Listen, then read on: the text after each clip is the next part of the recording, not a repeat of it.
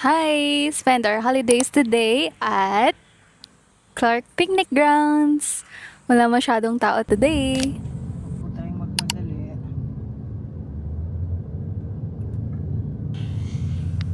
Hi guys! Today is holiday, May 1, walk day. Today is Friday. So mag-record tayo ng Strava app. Let's go, Aaron! Let's start the app. Start walking. Oo nga, sabi ko nga parang Disneyland. May ganap. Ang saya, wala masyadong tao. Aaron, ay may jeep pala dito. Hindi ko na first time dito. Last week pumunta rin kami dito kasi sobrang daming tao. Kasi last day na nung mga nagtitinda. Ayun, wala ba, Beatles?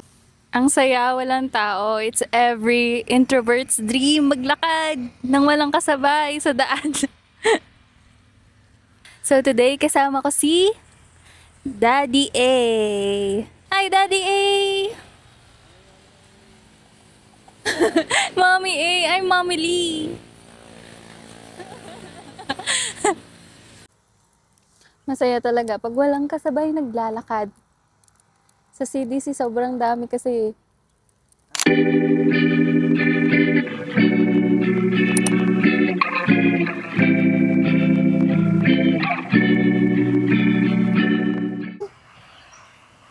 Di na ata naglakad si Dad.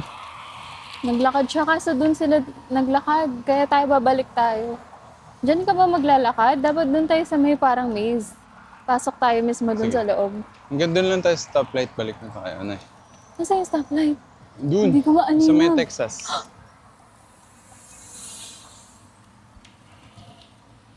Wow, head turner si Mami. Baka maka-aksidente ka nang nagbibisikleta. Binola pa nga ako ng aking asawa. Daddy, tangkad mo. Yes, of course. Dapat matangkad Dapat din dito ka yung sa pwede right yun. side, left right side yung ano ko eh. Yung Angle. Sige. Nabasahin mo yun?